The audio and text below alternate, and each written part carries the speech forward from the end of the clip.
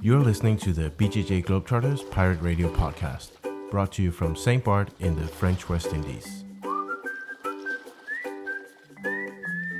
We talk Jiu Jitsu, traveling, and people who do things a bit different in life. I am your host, Christian Graugard.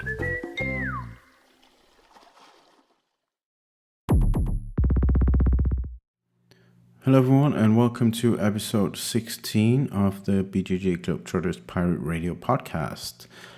We are still in quarantine, so this is another quarantine special. In this episode, I am calling up Heather Raftery,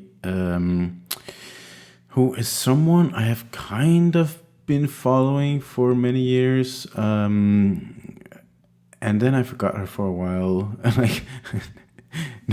There's nothing personal, just like we talked a little bit here and there over the years, because at some point she quit her job to buy an old Volkswagen bus, like a van, and drive across the US and live in it. And I remember I talked to her just very briefly many years ago about that, and I sponsored her a little bit of like some patches early on when Globetrotters was just starting out. We reconnected a few years later when she came to teach at one of our camps. And now trying to think of people I could talk with about during this quarantine where I can't go anywhere. She kind of came to mind as someone who might have an interesting story. So I decided to call her up and have a little chat with her about how she decided to quit her job and live in a van and just train Jiu Jitsu full time. So here's a little interview with Heather, and I hope you enjoy it. Hey, Christian, can you hear me all right? Yes. And am I going through well? Yeah. Oh, perfect. Good. I had to close the door to my living room where the router is because there is a gecko in there. I just found out. So I don't want it to run out and like crawl up my leg in the middle of the interview. Okay. Well, I'm currently out in the desert, so the odds of the lizard crawling up my leg are pretty high as well. All right, good. Yeah. Maybe we can coordinate that somehow. Yeah. What are you doing out in the desert? I mean, I know you live there, but you don't live there. Yeah. Well, since the coronavirus has happened, I've been spending my time with a wildlife videographer. He's done a couple. Have you seen what is it? Night on Earth on Netflix? I have not. It's a documentary. It's an animal documentary, and he has a couple. He's done a couple of the desert scenes in it. So I've been kind of trailing behind him, basically an unpaid intern, kind of learning the tricks of the trade out here. Oh, nice. And it's about an hour south of Tucson, where I live. So I just pop down here for a couple days and then head back up. Right. Cool. Okay. Nice. Yeah. I didn't really prepare anything for this, but I guess we'll just That's okay. We'll just talk a little bit and then see what happens. I always imagine it'll take like 20 minutes and then it ends up taking forever, but let's see. Sure. I just thought it was an interesting story, and I was just looking for people to call. Yeah. We're just recording now, by the way. I mean, there's no really intro or anything, so. Yeah, I was just trying to think about like interesting stories, people I could call since I can't really leave the house. So yeah. At least I can just sit here and call people. So, are you in St. Bart's right now? I am. Yeah, I am. Is it pretty locked down? Yeah, the island is completely locked off from the entire world. So full isolation, borders closed. No one goes in, no one goes out. How's the food situation been and supplies and everything? No, that's not an issue. Like tankers are like the big ships are still coming in with food and stuff from France, so that's no problem at all. But yeah, it's good. It's there's been 6 cases here total. Last one was like 4 weeks ago, and they're all healed. Oh wow! So now we're at 0, and everybody's super excited about that. Like pretty strict lockdown still, but Yeah. But they just ordered. They just spent a ton of money on like testing equipment, so they want to test everyone on the island since there's only 10,000 people here. Yeah. So hopefully they can do that and then confirm that there's no one here, and then we can live in a little paradise bubble, like have a normal life. This might be the only place in the world where you can train jiu-jitsu very soon Yeah, I in think so. 2020. So At least with more than 4 people. Luckily all my roommates train, so we've had our little teeny pod oh, and okay, a yeah, couple not zebra mats, but puzzle mats. right. Now we actually closed down very early when there was the first infected on the island. Like someone's parents came in the carnival. That's more than 2 months ago. We just closed down immediately. It's a very Oh, small wow. island. It's a very small island, so It's easy to do. yeah, it's more like if things spread very fast when it's so small. So I just said, okay, might as well close earlier than a little bit too soon, than a little bit too late. For sure. Yeah, so fingers crossed, but it is what it is. Yeah. Yeah, it definitely is what it is. All right. All right. So, as I said, I was just kind of thinking about people I could call and talk to a little bit for the quarantine special podcast. And you had a little bit of an interesting story of living in a bus for a while. So, I thought we could talk a little bit about that. Why don't we just take it from the beginning, like the whole thing. The whole Maybe you story. want to maybe you want to just spend like a few minutes introducing yourself to the few listeners who don't know who you are, even though Okay. kind Yeah. of a big deal, right? Nah. So my name is Heather Raftery. I am an Atos black belt. I also have a master's degree in international development. Did you say artist? Atos. Yeah. Does everybody No, pronounce it Atos over there? I don't know. I just heard artist. No, Yeah. sorry. English is not my first language. That's probably. Yeah. Yeah, Atos. Depending on where you're at, Atos under Andre Galval. Yeah, and it's interesting. I'm up for my first degree on my black belt this July, so we'll see if I can even leave the state and go get that. Might have to be an online promotion Oh, that would be awful. by I can't email. wait. Yeah. Just do a split screen on Instagram Well, story. That'd be great. I think Zoom on these days is where the young kids hang out. Oh, Zoom, that's right. Except that they're easily hacked, so somebody's bound to hack my promotion. Send a donkey in there, or They're gonna steal your someone's gonna stripe. Someone is gonna wear that stripe. Yeah. All right, sorry. Back to the story. That might be interesting. I'll have to run it by Professor. Shoot. Oh yeah. So Otto's black belt. Bus life for me. I guess I'm part-time now. That's what I have on my Instagram anyway. But I was full-time for a little while there, living in San Diego. Let's But start backing from up, you. yeah. Yeah, exactly. Start from Miami. I'm just looking at your little kind of bullet points here of where you started. So let's hear it. So Miami was interesting. I'm backing up just a little bit, just kind of set the stage. I was born and raised here in Tucson, Arizona, and went to college here, then went to grad school in Denver. And before I went to grad school, I bought a 1970 Volkswagen Beetle. And I'd always been obsessed with Volkswagens, always. And a bus was kind of out of my reach at that point. And so I had a Beetle when I went to grad school, and I came back to Arizona after I graduated. And I received a job offer to go to Miami and work for an international investigative firm. So basically doing due diligence, doing investigations into money laundering and fraud and all kinds of interesting stuff. Never been to Miami. Wasn't even on my radar. I am a through and through West Coast U.S. girl, grew up near the mountains, out in the desert, riding horses. And so Miami is about as far on the opposite side of the spectrum as you can possibly get. But I spoke Spanish. So they hired me out there, and the office there in Miami was kind of the headquarters for the Latin American division. So we did a lot of investigations into companies in like South America and Central America and even the Caribbean.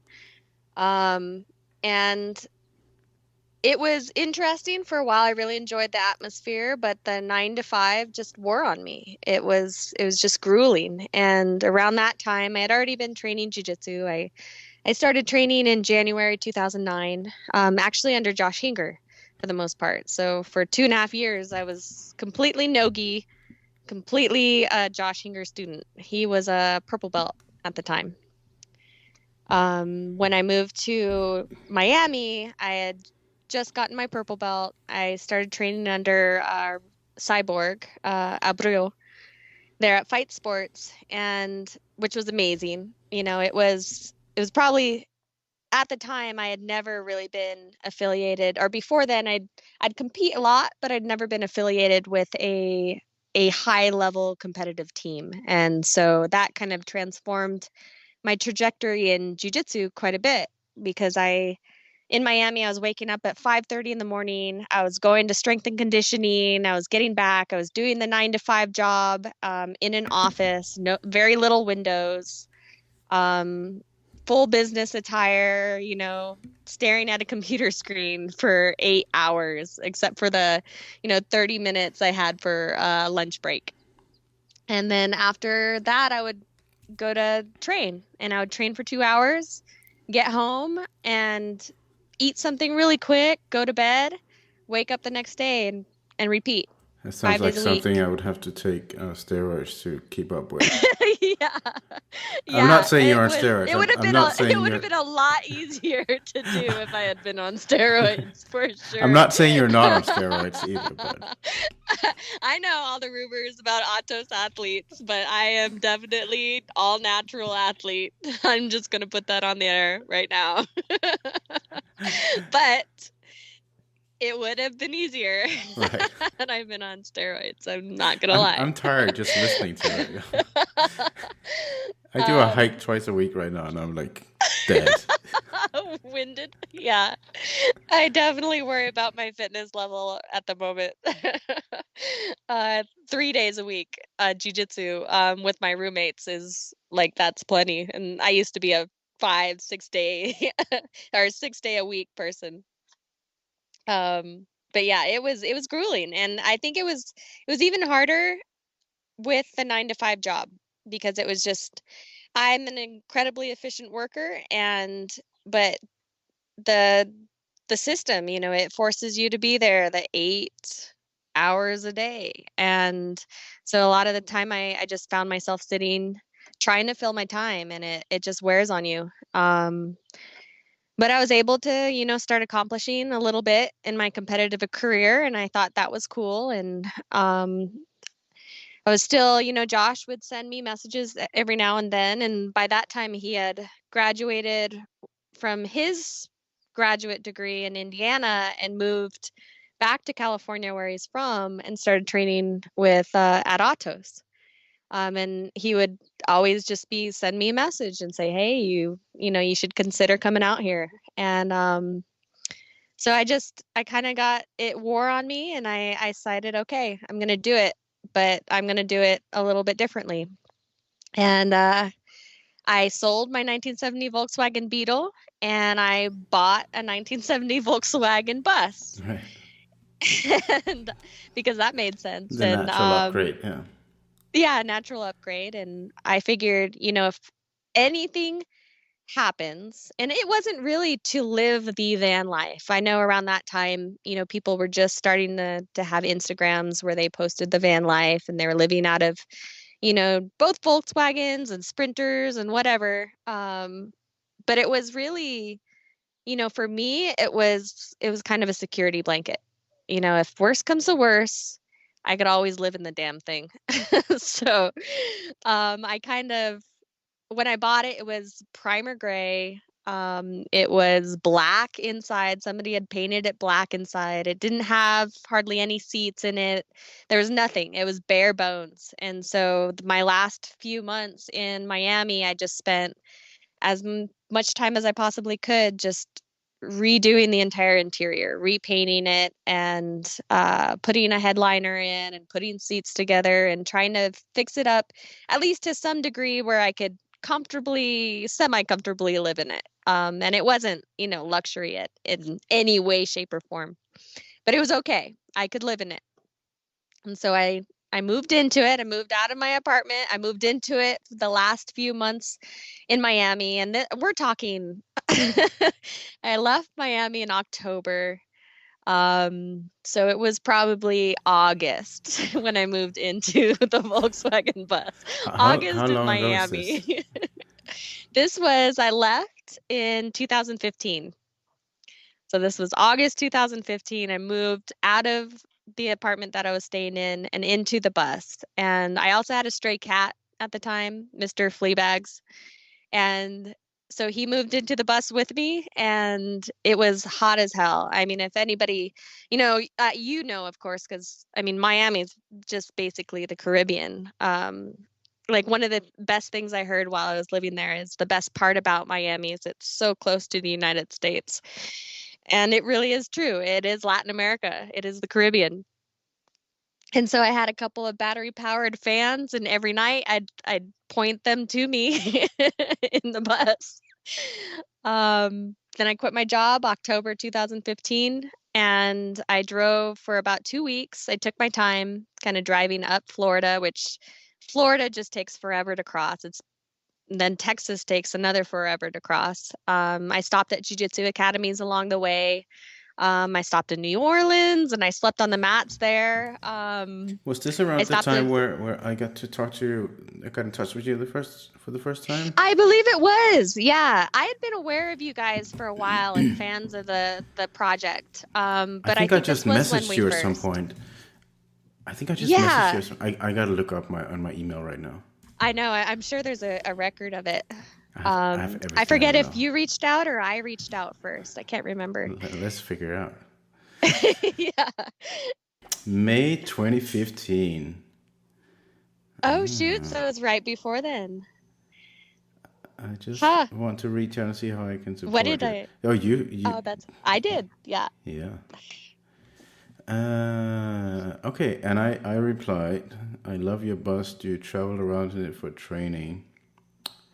Oh, I had bought the bus before then. Right. Oh, that's right. Okay, so I kind of interview you a little bit here. Okay, that is exactly where I just, I sent you some stuff, right? Yeah, that's right. You sent me the first set of patches, which I still have. The big patch with the bus, and that's part of the reason why I fell in love with the Globetrotters at the very beginning is I loved the bus, and I still have that patch on my competition. Did I just send you a patch? That's so cheap. You sent me a couple patches, I think. Okay, fair enough. This was very early in Globetrotters. I think this was around the time where I just had patches and nothing else really. Yeah, I think so. Yeah. And then a couple years later, you started coming out with like T-shirts and gis and rash guards. Yeah. Right. Okay. That's funny. All right. Well, back to the story. 2 weeks. 2 weeks driving. 2 weeks driving with my cat. I have great pictures of him hanging. I put a harness on him so he wouldn't kind of leave the bus. But he was good. He was a really good bus traveler. Went up to Colorado, which, my bus, I love it. I will never sell this damn thing, but it has a lawnmower engine to propel it. So I don't know if you're familiar with miles, but top speed is like 55 miles per hour. I'm going to Google it right now. So. Yeah. If to give that's you a 88 comparison, kilometers an hour. Yeah, that's. No, well, at least you are not in a hurry, so. No, that's the thing. It teaches you incredible patience. Mm-hmm. I almost get into a zen-like state when I'm driving cross country in her. Why did you have to? All the people super annoyed at getting stuck behind No, you. it's the opposite, actually. I mean, if you see a 50-year-old vehicle on the highway and you're passing it, only really, really hardcore assholes are gonna honk at you. The rest are just gonna either shake their head in amazement or wave. I get so many waves and thumbs up. Vietnam veterans love me. Kids point at me on the streets. Oh, yeah, I get a lot of love in the bus, actually. Did you get to do a lot of training in those 2 weeks, or Quite a bit of training. if you're going from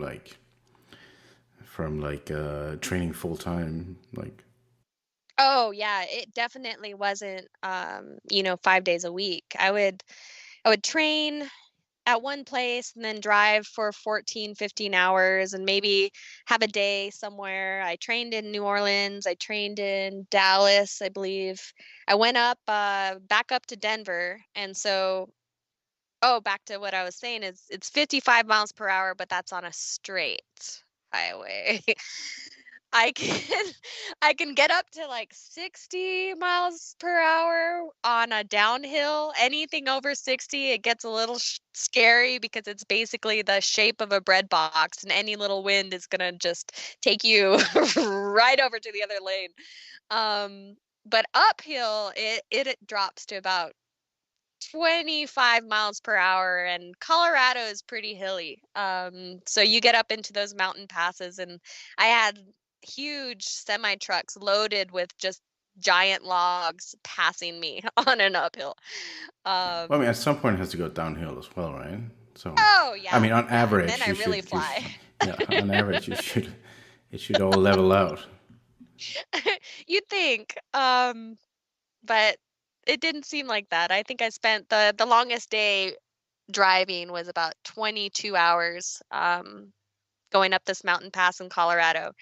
And any normal vehicle would have probably taken 16 that drive. Did the bus hold up the entire trip, or Pretty much. I mean, we had a couple instances where I was really we, as in praying that I you and your cat, or? oh, well, me, the cap, and the bus. The bus Okay, hasn't yeah, been hurt. okay, Yeah. just sorry, just Yeah. trying to follow along Um, here. yeah, bus is her name's Bonnie Clyde, and so uh we, as in the bus and I, and then the cat was just along for the ride. Um so it was interesting. We trained in Denver, and then I headed back down from Denver, trained in with Rafael Barata in Santa Fe, and then or Albuquerque. One of the I trained in both places, and they're just an hour apart. Hmm. And then I came down to Arizona, dropped my cat off at my parents' place, and then headed out to California. Here's a straight cat. Yeah. He is, though, the best cat in the entire world. He is the coolest cat I've ever met. So my mom I'm was scrolling pretty through your excited about Instagram it. and looking at pictures of it. So Yeah. The yellow one is Mr. Fleabags. He's the cool cat. Um, Gooby is bipolar, so that's fun. But Mr. Fleabags, yeah, he was a trooper for about 2 weeks. And then I moved out to California, lived in the fighter house, the Atos fighter house, for a couple months. And then is it an ultimate fighter house or just a regular fighter house?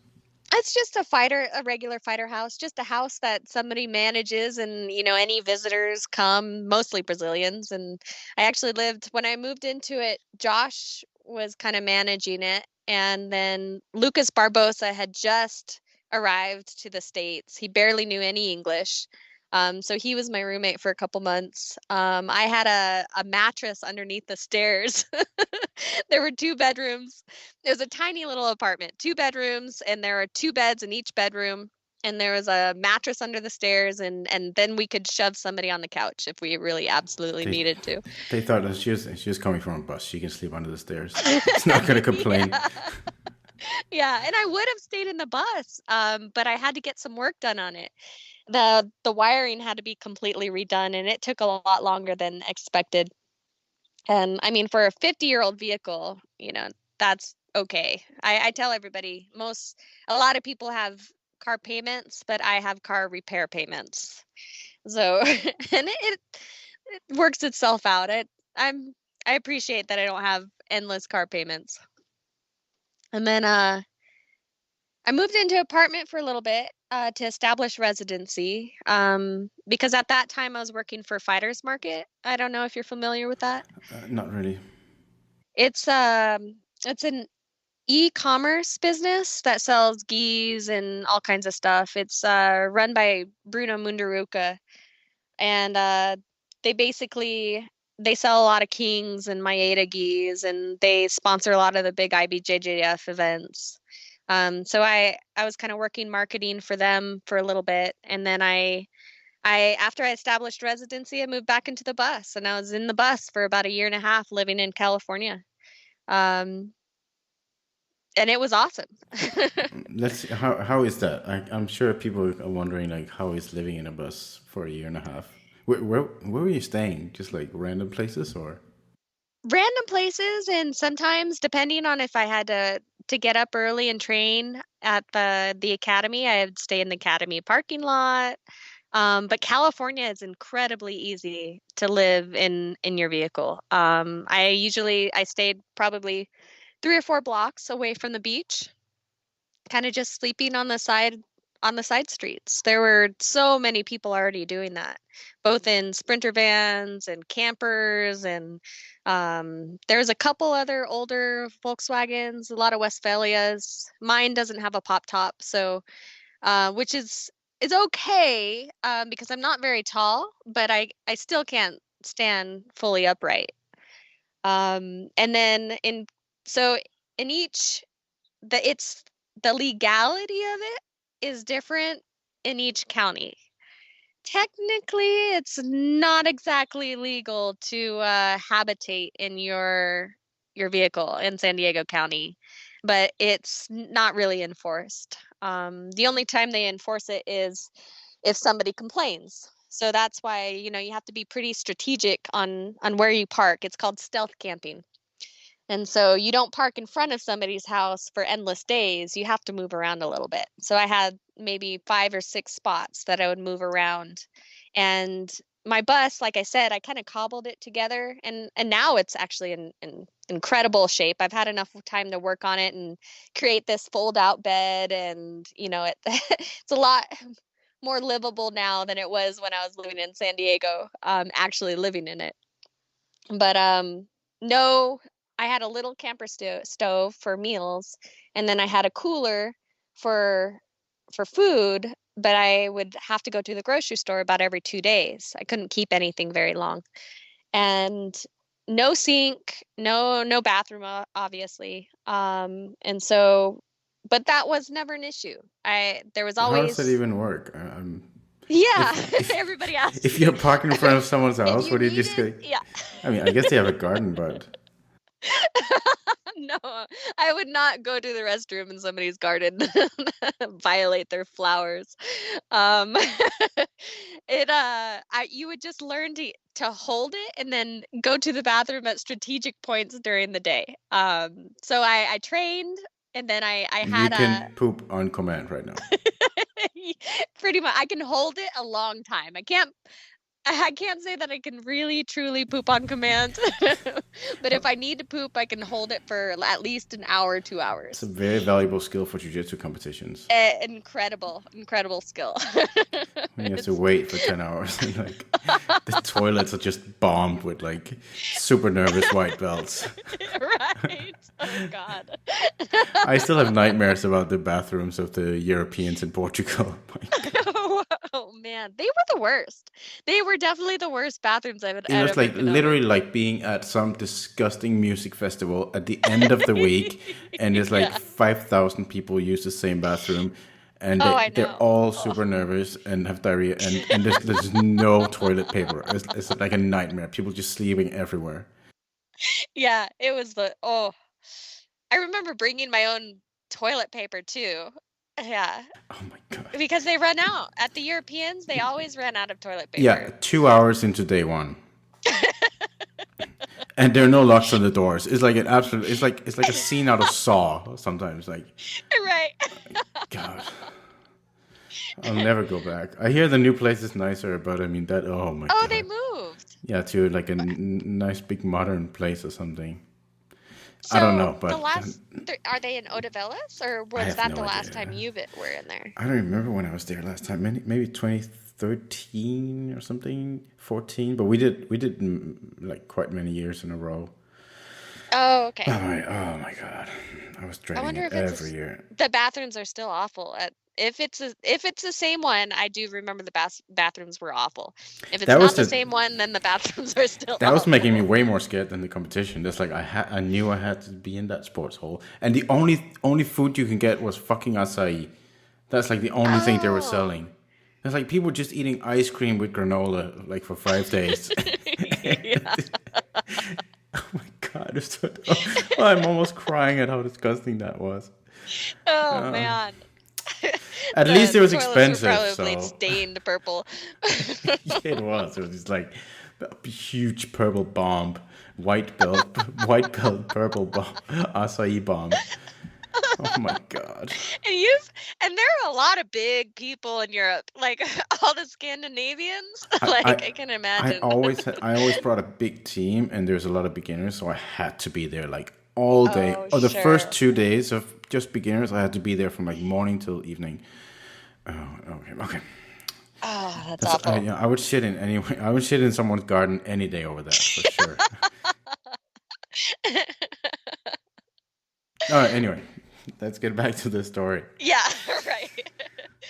Um, yeah, so I mean, between jujitsu, I was also, sponsored by a strength and conditioning gym, Performance 360 at the time. And then I did yoga a couple days a week, which the yoga was perfect.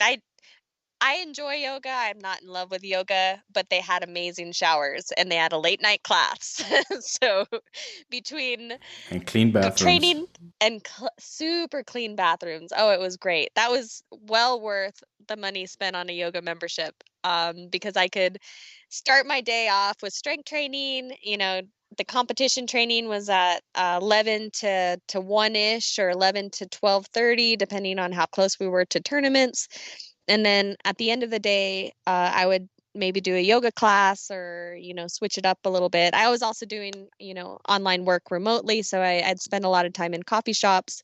So having access to a restroom was never an issue. Whether or not it was clean, yeah, that was give or take. But when you're living in your vehicle, you can't really be that picky. Right. What about so how did it all work out like financially? I'm sure people say like, oh, I can't just quit my job, and I guess in the US there's also like health insurance and stuff to worry about if you don't have a job, or like Right. how did that all work out for you? Just like stop working and live in a bus and So initially I was working, I had technically a full-time job with Fighters Market. And so I was under, they paid a portion to health insurance, and that was workable. And then I started getting more and more work from contracted clients. So like Flow Grappling, I would do some work for. There was another firm that I was doing in like investigative research for, and I was all remote. And I started writing blogs and writing articles for other clients. And so it got to a point where I was actually had a lot. I was making just as much money, but I had a lot more free time doing as a freelancer. hmm. So I quit the Fighters Market job, and actually I retained them later as a client, which was nice. And then that freed up my time to kind of do competitions, and I was making just enough to pay my bills, and I also had student loans from grad school, so I like it was well worth moving into the bus, because I was still in San Diego County. Man, the rent is for a bedroom. When I was establishing residency, a bedroom in a two-bedroom apartment, I was paying well over $1,000 a month, and that was considered reasonable for San Diego. If you wanted to get a studio apartment, it's like 1,600 to even 2,500 a month. And so I was probably saving about a grand every month living in the bus, even though I had to, the food expenses increased quite a bit just because I was always at a coffee shop. I had to be there. I had to buy a coffee or buy a little meal there. So my food budget increased, but not enough to really like affect me that much. I was still saving about a grand a month, and I think I mentioned that grand was going straight into my savings account, and I was able to put a down payment on a house, which is with a student loan. And I think I mentioned, oh, maybe I didn't. So depending on where you go, there's public universities, which you would still have to take out a loan if you can't afford it. And then there are private universities, which are probably double or even triple the cost of going to a public university. And so I came out of grad school with $80,000 in loans. Oh, God damn it. I'm sorry. Yeah, Whew. it was pretty significant. And the government, has all of these things that you can defer it for years if you're not making enough money, or, all of these other things, but the interest still piles up. So if I can't afford it to pay my loan payment, they'll say, okay, you don't have to pay that much, for however long it takes for you to find a good job, but the interest is still piling up. So by the time you can pay it, 20 years down the road, your $80,000 loan has blossomed to probably $180,000 by the time you finish paying it. It's a scam. I'm stressed out just hearing about it.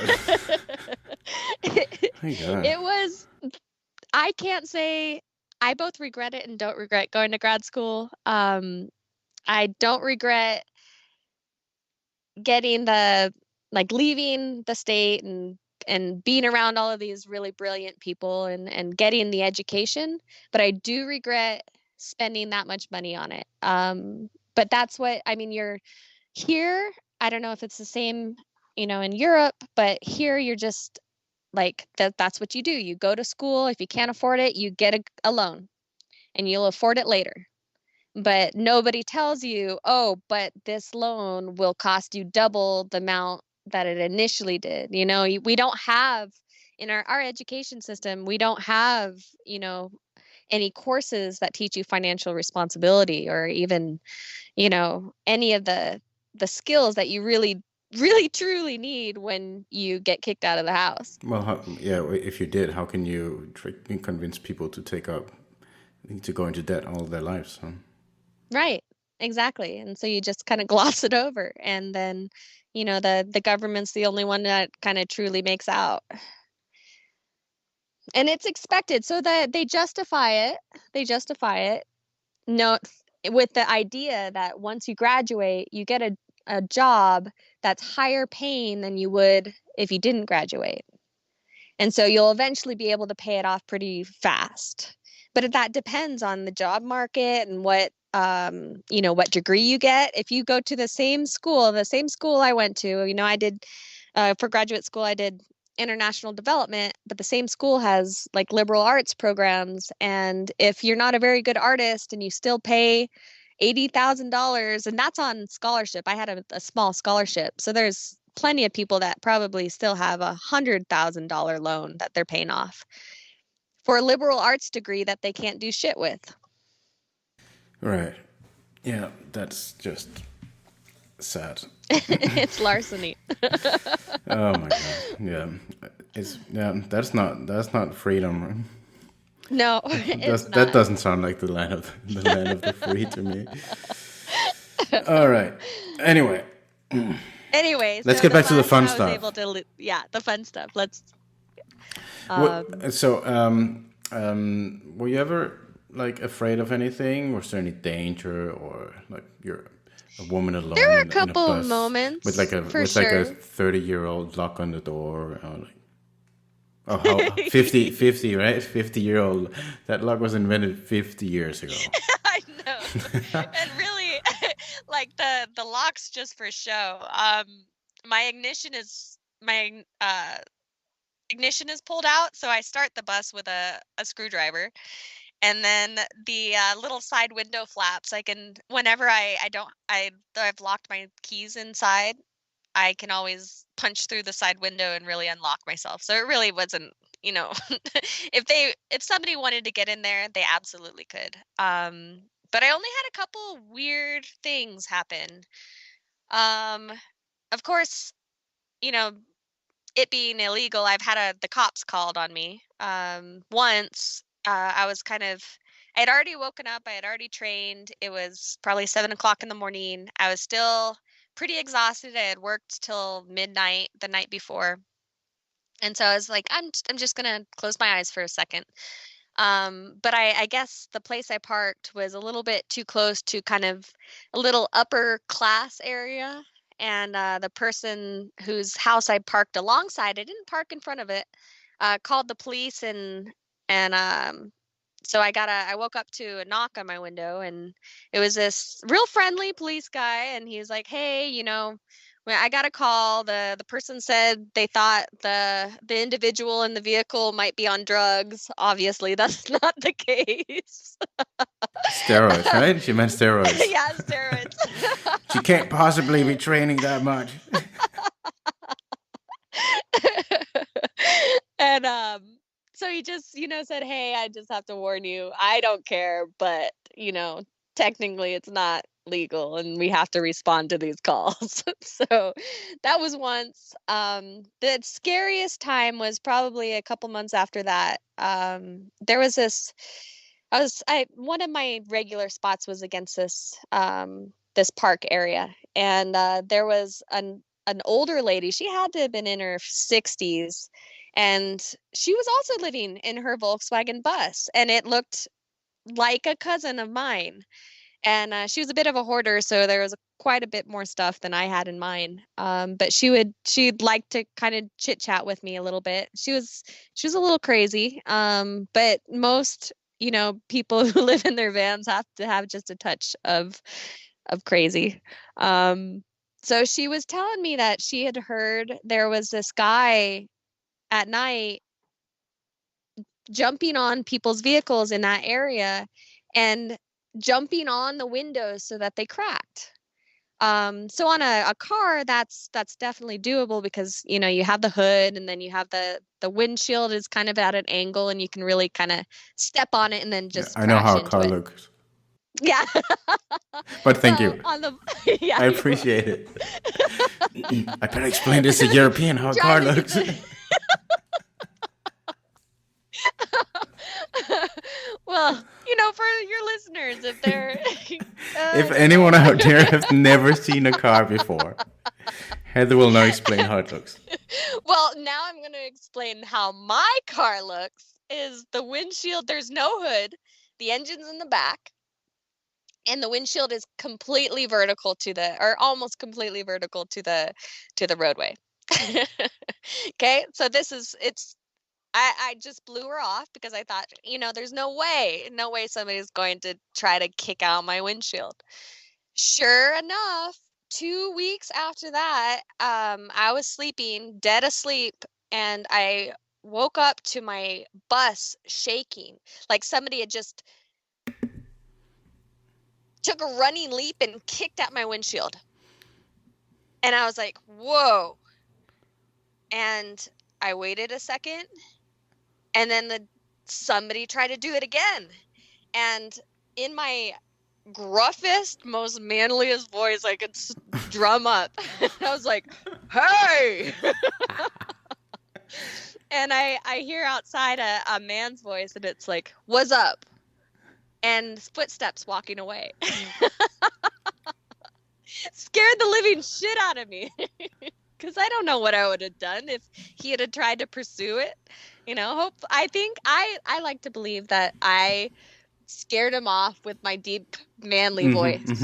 He had no idea what he was gonna, except that my bus is like bright yellow and painted with a big, colorful tree on the front. So, but that was probably the scariest moment. That guy trying to kick in my window.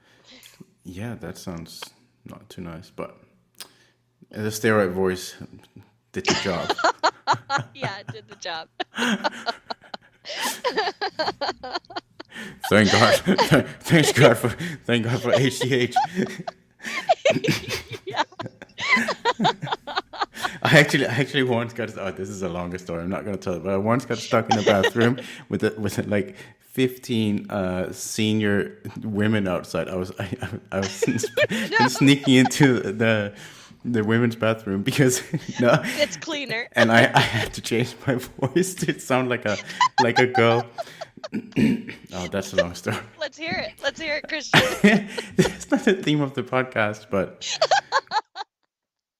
well, okay. Okay, I'll tell it. I'll try to make it short.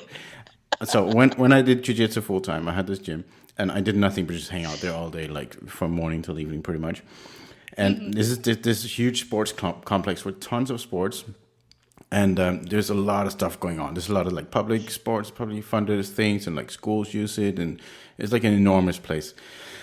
And there's also a lot of, in the daytime, there's a lot of handicapped people doing like gymnastics and stuff. And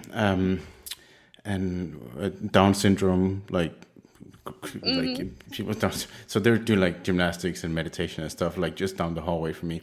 And they also sometimes use the bathroom. Anyway, so I've been sitting there on my computer and like doing stuff. And sometimes I'm so deep into the work that I don't go to the bathroom for like hours. You know, like you, I can hold it in, but then I just really have to go. So I really have to take a huge dump. It was like at this point I was trying to gain a lot of weight, and I was just eating a lot of weight gainer. Mutant mass. A lot of protein. Those big size called mutant mass. Like 3 shakes a day or something. Try to get to 100 kilos. I just try to get as fat as possible. Like deadlift. This is Christian, like 23 years old. Anyway, so I'm like, oh damn, I've been holding in this mutant mass for way too long. Like I just have to run to the bathroom. And so I run down there, and I walk into the men's room, and there's just 2 stalls, and both the doors are open, and 2 guys with Down syndrome just sit there like completely naked on each the toilet. They sit there completely naked and like shout to each other through like the little kind of like little like super thin wall, but the doors are open, and they taken out off all their clothes to sit on the toilet. And I was like, I can't wait for that. So I'm just like, this is the middle of the day. There's no one there. And I'm like, okay, I'm just going to sneak next door into the women's bathroom. So I go in there, lock the door, and it's like, oh. But there's also a lot of like old people doing like gymnastics and stuff out there. So like they little water things. And yes, this is like the middle of the day. So there's like huge groups of that. And they have their break right at this moment. So they all like kind of walk into the bathroom, like 15 women, like in their 70s, just like talking, la la la la, just like talking. Oh, there's someone here. And like, I probably can't retell it as well in English, but I will try. So they're like lining up together, and there's two stalls, like, and I'm in one of them, and I'm like, fuck, there's like 15 women out there just like waiting in line to get in. And I'm just going to wait this out. I'm just going to sit here quietly and wait this out until they all finish in the other toilet. And it takes like a few minutes. Oh, they're like, oh, there's someone in there already. Okay. And then it takes like a few minutes, and they're like, I wonder who it is. And because there's no one out there. And I'm just going to sit completely quiet and just wait. This is before smartphones. So I don't know. Maybe I was like playing Snake on my phone or something, you know. That's all I had. Or texting someone. And they're all like, and then after like 10 minutes, because these women are slow, then after like the time passes, and they get a little bit nervous about the person in my bathroom stall, like who is in there. Yeah, they're worrying about me. And I'm really like, fuck, get this over with. I really don't want to get out and just like get back to work. And at some point they're like, oh, I wonder who it is. And then they say a little bit loud, I wonder if it's like this name, like this name of some other old lady. Yeah, where is she? Is she here? Or, is she okay? And yeah, that was the next thing. So I'm like, fuck. And then they're like, and they're like, is that you? Is she okay? And then they start knocking the door, and like, is is that you in there? Like some name. And I'm like, fuck. If I don't reply, they're gonna like try to open it because because they think like I'm an old lady who died or something. But if I reply, I'm gonna reveal myself that I've just been sitting there for 15 minutes. A guy in the women's bathroom like taking up the space from the 75-year-old women in their lunch break. So I'm like fuck, what do I do? And they're like, are you okay? Is that are you okay in there? And I'm like, and the moment I said that sound, I just knew I could not walk out of there anymore because now they were like, it's, and they were like, is it you? Something name like, and I'm like, and I really tried to make like the most. Oh my god! And I just sat there like just unleashing mutant mass, fucking 4,500 calories a day. Oh my And at God. this moment, they're like, "Oh, okay, I guess that's okay. So it's not you, and you're okay." And I'm like, "Fuck!" Now they think I'm a woman who's just been sitting in there for 15 minutes.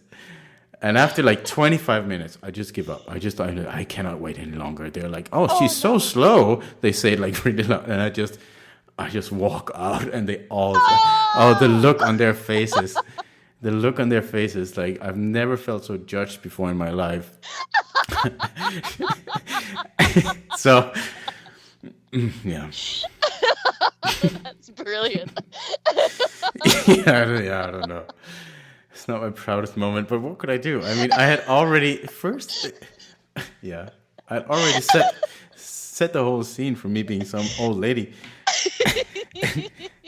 and then I had to reveal it eventually because it took forever. I just couldn't wait any longer. Oh The, yeah, each there's of a those limit to how little much you can ditties place. probably take 5 minutes. There's a You limit have to how much you can play Snake on a Nokia 3310 or whatever that phone was. yeah. Nightmare scenarios in those days. And I can't even imagine. Like now I could probably handle a lot of awkward situations. Fine. Right. But 23-year-old you is probably I that don't was know. the worst thing that had ever happened to Oh, you. they were like everything. The look on their faces when they were like, oh, he's been in there all the time, and he's a guy, and he pretended to be an old woman, and he completely nuked the toilet. Like, I think, oh my god, I was so ashamed. That's Anyway, one of the greatest stories I've ever heard.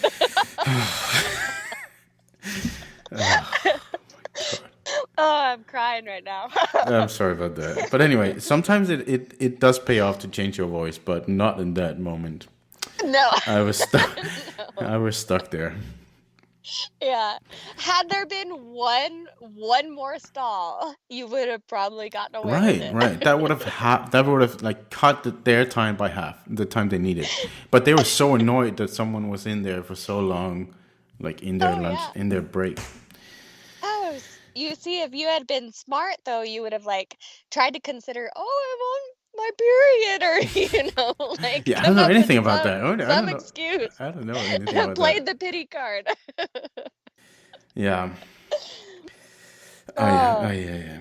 Okay. Well, back to your story. yeah. Anyway, was it a difficult decision to just quit everything and move into a bus and drive? Shoot. Yeah, it was, because as much as the 9 to 5 is taxing and draining, there's a sense of security to it.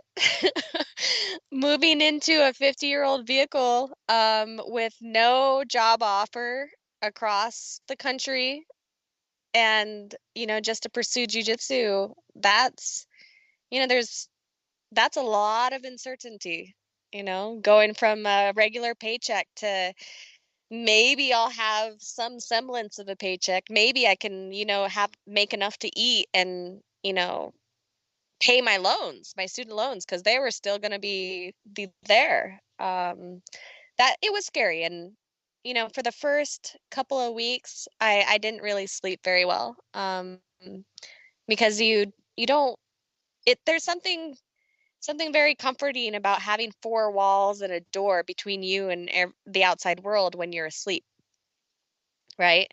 Even if that there's no lock on it, there's some false sense of security, but it's a sense of security that allows you to sleep at night.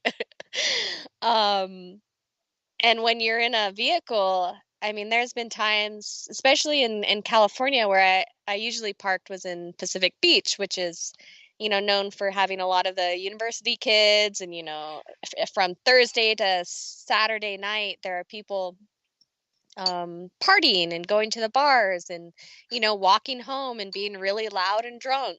And there's just a vehicle window separating me from them on the street. So, I don't think I ever slept the entire way through very often. I definitely did up in, when I slept in the Atos parking lot, because one, no cop was going to rap on my window. Two, it was a pretty well lit, there were cameras in the parking lot, and so like there was a sense of security there. And it was home. The academy was my home, my home away from home. How was the And so there first was a night sense, you? How was the first night you ever slept in a car? oh, it was miserable. I was in Miami, you know, and Miami has isn't the safest place to live. And it was, I think I got 2 hours of sleep that entire night total. So I would doze off, and then something, just a normal night sound, I'd hear something outside my window, and I'd be straight awake. And then I'd doze off and straight awake again, you know. So what did you think after that? Like, I was like, oh my God, how am I going to be able to do this? You know, I questioned myself for about a week, then it got better, and I was like, okay, I think I can do this. Maybe for a little while, we'll see how long I can do it. And then it just extended on, and I became more comfortable with it. I still get, if I'm taking the bus somewhere unfamiliar, hmm. and I have to stay over at an unfamiliar city, I still am a little bit on edge because I don't know where those spots are that I can stay and no one will bother me, you know? Do you stay But more? Did you stay more in like cities or outside of the cities? it was when I was training and living in San Diego, it was definitely in the city. I didn't, live anywhere else outside. But whenever I traveled, so I traveled I bought the bus in Arizona. So Arizona to Miami, and then Miami back to Denver and Arizona. And then, there's one summer I took the bus from California to Wyoming because I was helping my dad one summer in Wyoming back to California. So when I was traveling across the states, there's a lot of national parks Hmm. and you can park for free in them. Some of them have campsites, but there's a lot of free parking. And so I would park, just out in the wilderness somewhere. And that was a pretty good night's sleep, because I had been raised on ranches my entire life. Out our closest neighbor, miles from us. So I was comfortable being out in the wilderness. So that was nice. But because I was basically a semi-professional athlete, I had to stay pretty close to the university or the academy there in San Diego. So much of my time van lifing was in cities. Hmm. Mm. Did you ever get to a point where you just got fully comfortable with sleeping in the bus, like regardless of the surroundings? Yeah, I think this last, actually, after moved back to Tucson, I bought my house, and I've spent two kind of training camps back in California, and I noticed that I can just go to sleep like nothing. It just doesn't matter anymore because, I know that the cops are gonna, if I get rapped on the window, they'll just ask me to leave. They always give you a warning. And then I know the spots where I won't be interrupted. And staying by the academy, perfect. And so it was just, it was like going to your room at night. I'd close the bus door, I would pull the sheets and the curtains closed, and I would just go to sleep. And most of the people at Atos knew, you know that I was living in my bus, and so there was a kind of a sense of security there too, because they weren't going to bother me, and they'd also, kind of, watch out for me. And so that was, you know, the last two training camps that I've spent back in San Diego, I never had an issue falling asleep. I remember I stayed in this when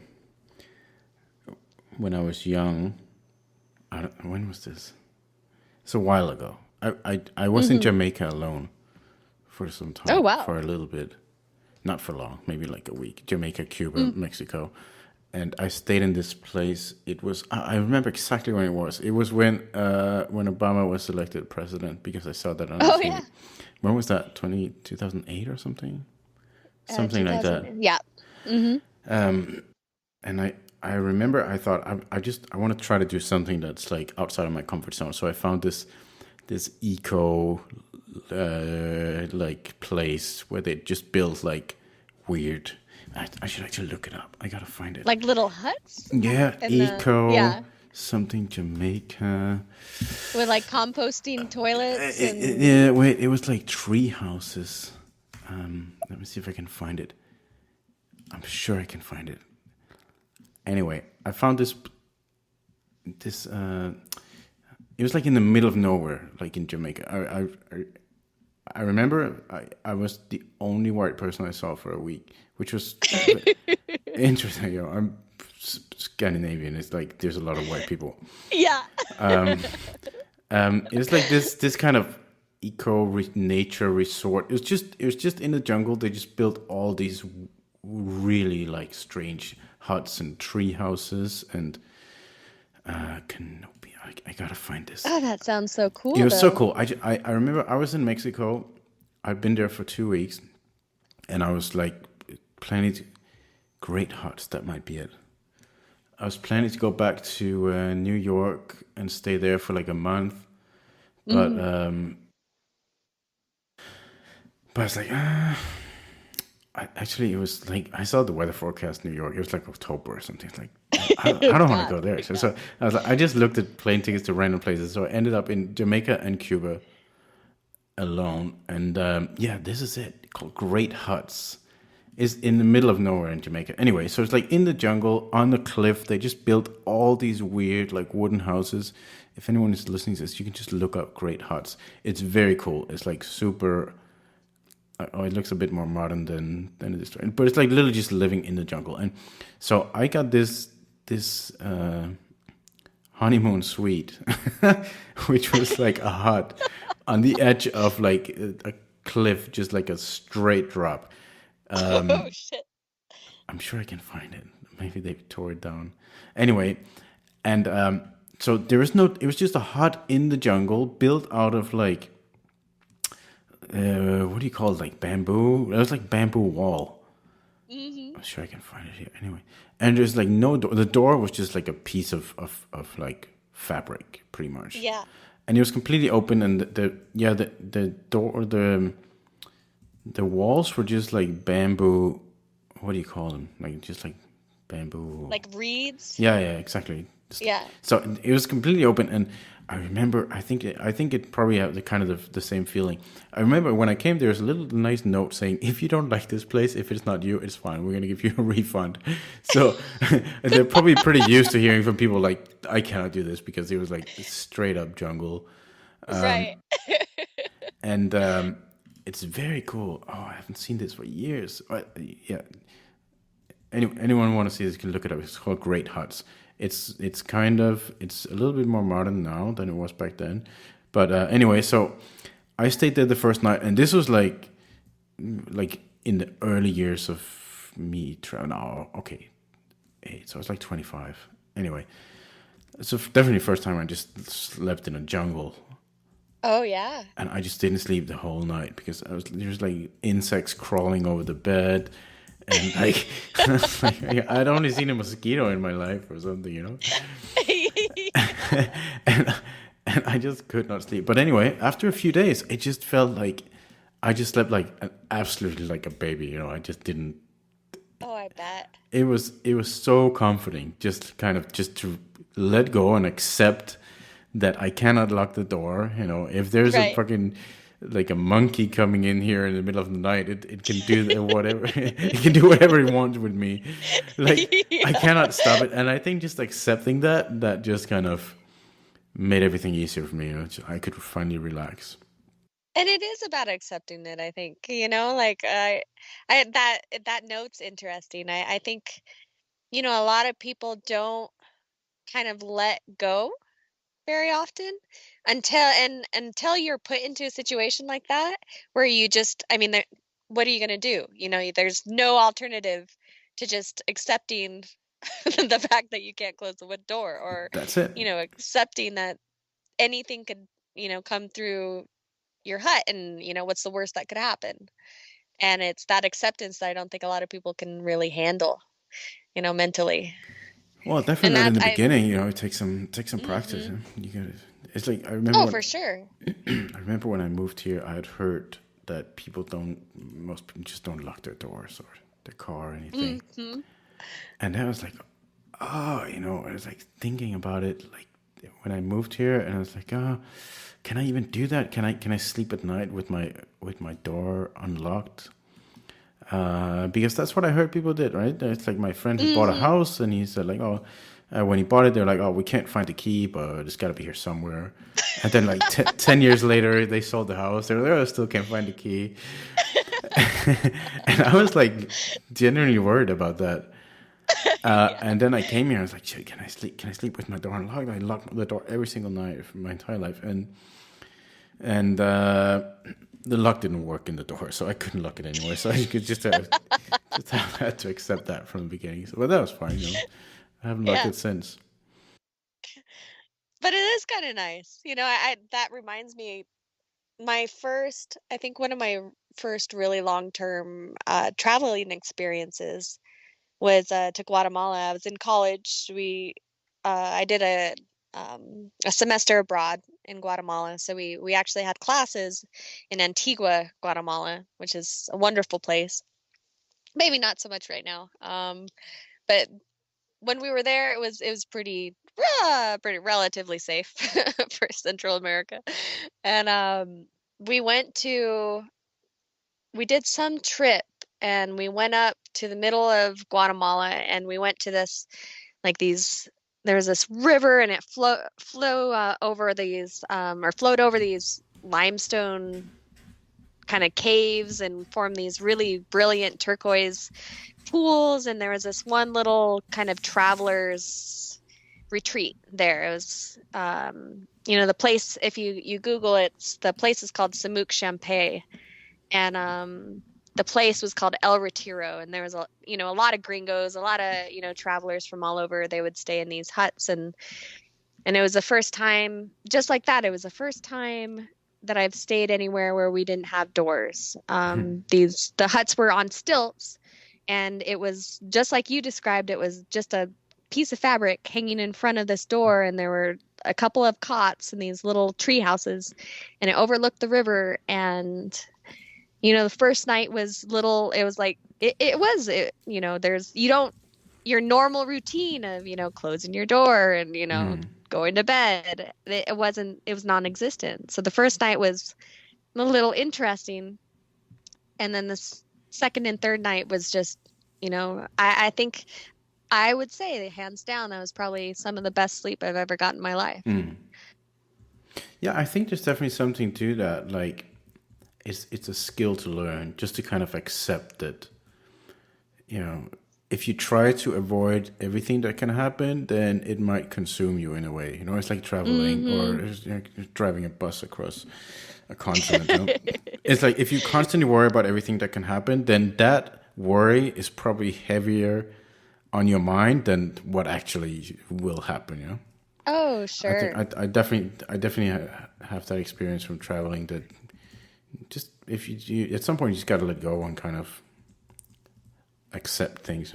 Like, Yeah. oh, Yeah, definitely. I mean, prepare, have certain things in set for the worst of cases. Like I always have a little set of especially because it's 50 years old, something's gonna rattle off or fall off or break or, what have you. And so I have like a little toolkit of spare parts and, tools and, stuff that I know I can fix if I find myself 200 miles from anywhere.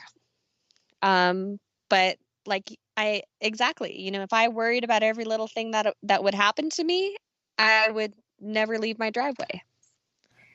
Just make sure you always bring a strong judo chop, Yeah, just in case you need it. no, exactly. We've learned that from every single movie from the 80s and 90s. You just need a judo chop. Right. That's like all you need. These poor new generation of kids don't even know. They don't even know. We're not going to tell them about that technique. Yeah.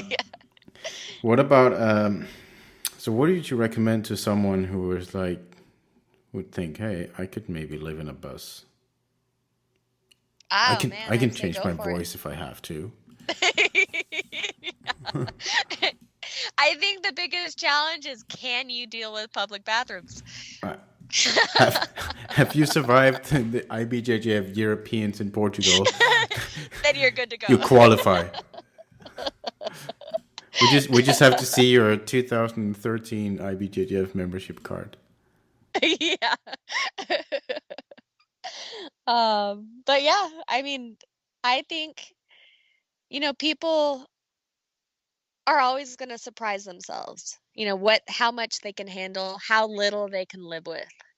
And Are you talking you about the kind of have Europeans now to, or living in a bus? yeah, both.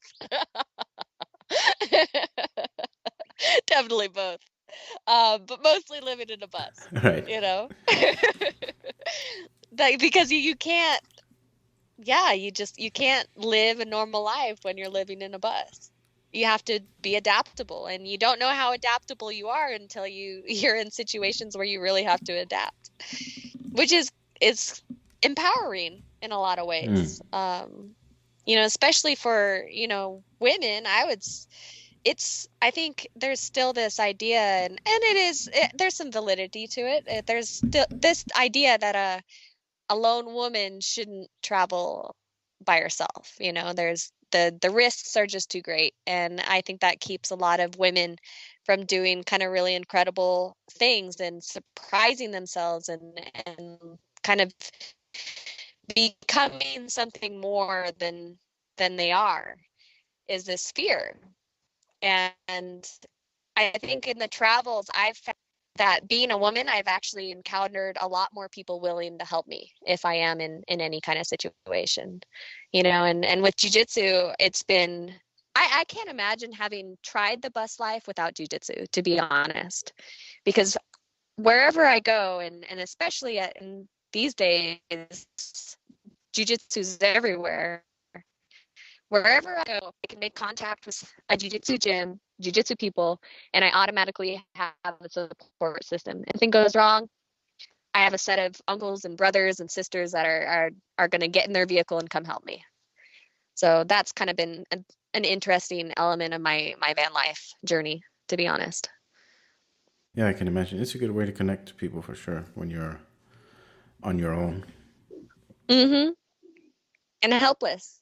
People like helping other people. As pessimistic as I can get about the future of this world, I think for the most part, people enjoy helping other people. Doesn't get much worse than right now. No, no, it doesn't. Oh well, so we hope. Were you ever at any point like tired of it, or did you want to just quit and get yourself a condo Um, with Not really. with a big And fridge? yeah. One thing I did, miss when I was van lifing is baths. Like just a big bathtub that I could just go to whenever I wanted to, or soak in Epsom salt when it was a heavy day of training. Um, but I never really tired of it.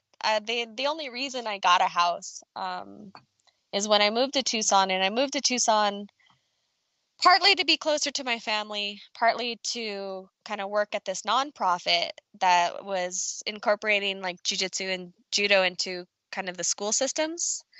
And so that was my thesis in grad school is I did a paper on the benefits of jiu-jitsu for at-risk youth. And here was this nonprofit doing just that for a community of underprivileged kids in South Tucson, my hometown. And so I moved back to Tucson to kind of to be involved in that. And it's just really hard to van life in Tucson full time, unless you have a really sophisticated air conditioning system and solar panel unit, which I don't have. Um, so I was kind of forced in a way to move out of the bus living here in Tucson. And so with the money I saved on rent, I put a down payment on a house, and now Bonnie Clyde is my part-time van lifer. Um, but I think about it all the time, just selling everything and going back on the road because it was so much simpler. Such a simple life. You didn't have to worry about utility payments. You didn't have to worry about, somebody breaking in and stealing your furniture and your TV. And, you didn't have to worry about renters or mortgage payments or anything like that. Even now, I just itch to just kind of get back to ultra minimalism with the van life. You think you are going to get back to it at some point, or? I think so, unless I kind of get stuck doing, you know, into this like career that I really, I see as the rest of my life. I'm still kind of a wanderer. So there's a definitely a 50% chance I could get back into the van life full time. How many things did you have in that van? I mean, you must have cut it down pretty well. Oh man, I had one suitcase of clothing. I had a couple of boxes of training gear. I had my bed and some sheets and two pillows. I had some cooking utensils, a cooker. I had a box of important documents like my passport. Um, and yeah, that was it. I didn't have a whole lot. And you didn't need a whole lot. No, You know, that's it. I yeah, as long as you had enough underwear to make it to the next laundromat, you're good. Yeah, I remember. I remember when I did that round the world trip. It was like, even at home, I didn't really have anything.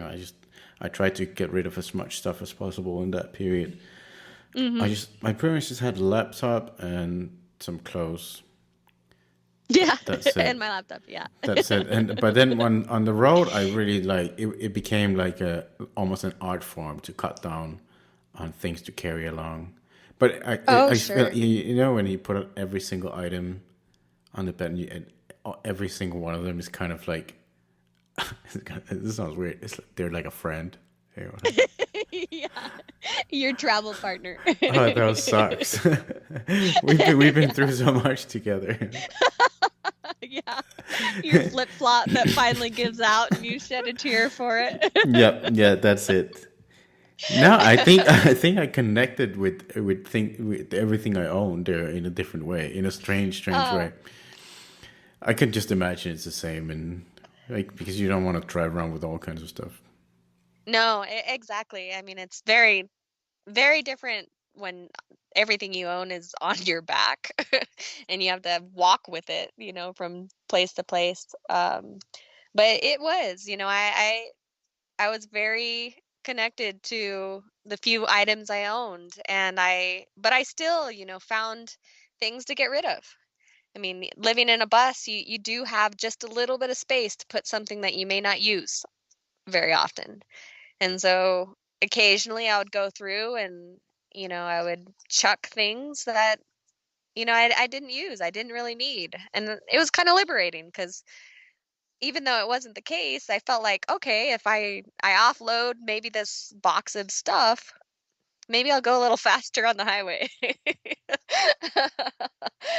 Um, And it doesn't really have a basement where you just throw stuff into, right? no, no. I had a roof rack, but I only ever used it for the spare tire and, I didn't want to put anything up there because I was living on the streets, and sometimes I would have to leave my bus on the street. And so anybody could jack something. I had actually, I did have something stolen off the top of my bus. I had a canister of spare gas. And one day I came back and it was missing.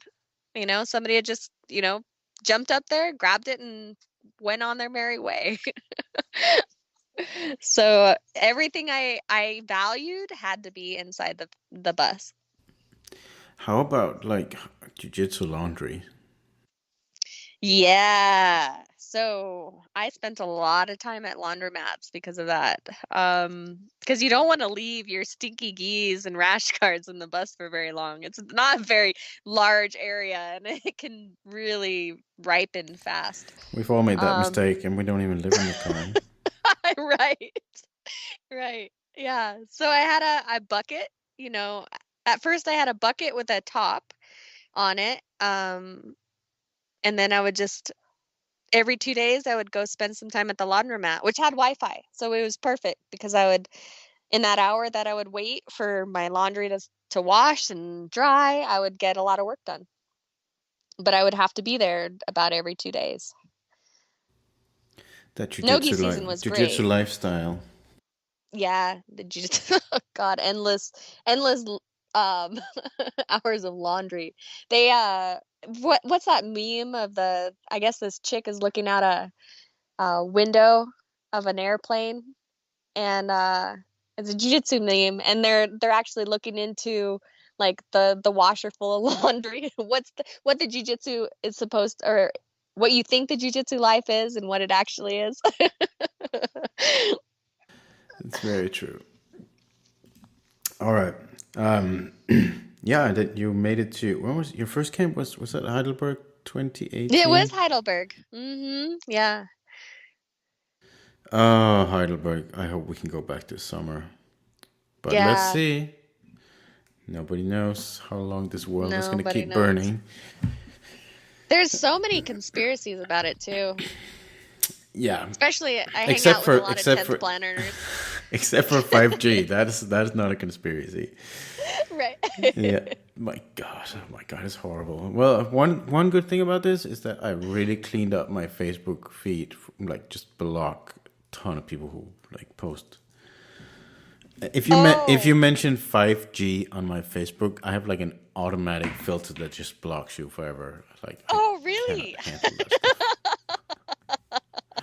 Oh my God. You almost, when this first started, you almost needed a filter for all the COVID responses and everything. Oh, it's horrible. Yeah. Oh, and the whole IBJJF fiasco. Holy cow. Oh, the Globetrotters thing? Yeah, that got heated fast. Yeah, he also kind of died fast when jiu-jitsu just stopped existing completely.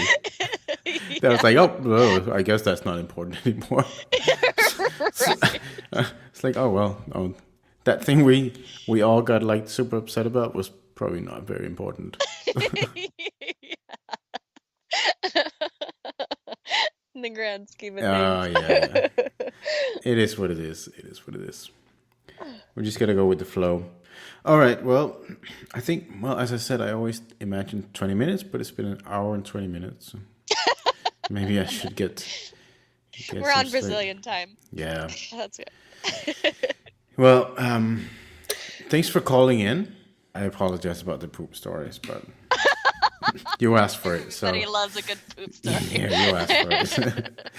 Okay. Let's imagine that jiu-jitsu actually is possible again. Do you have planned any camps, or I don't remember? Did you have anything planned? Yeah, we had the Phoenix one planned here in my home state. In December, right? We moved it to December. That's right. Yeah, it was supposed to be March. Like 2 weeks after COVID started. Or actually, COVID hit US, I guess. Yeah, that was... yeah, I think we had to cancel it like a week and a half before. Yeah. But pretty glad I didn't go there. Got stuck in. Yeah. Although I think the Arizona is one of the lowest incidences of coronavirus in the US right now. Yeah. All right. Well, we'll see. I am sure that things will get back to normal at some point. Yeah, there's definitely a light at the end of this tunnel, I hope. Otherwise, I'll be doing quite many podcast episodes. Okay. Well, have a nice evening, Heather, and we'll stay in touch. You too, definitely. And good luck with everything. Stay safe out there. Yeah. Thank you. I will try. All right. See you. Bye. All right. Take care. That's it for this episode. I hope you enjoyed the interview. As always, if you want to listen to our older episodes, just go to bjjglobetrotters.com/podcast, or you can look it up on Apple Podcast as well if you have an iPhone or something like that. I'll be back soon with another episode, another quarantine special. Hopefully there won't be too many of these, but let's see how that goes. I hope you will have a nice day or evening or wherever you are in the world, and catch you soon.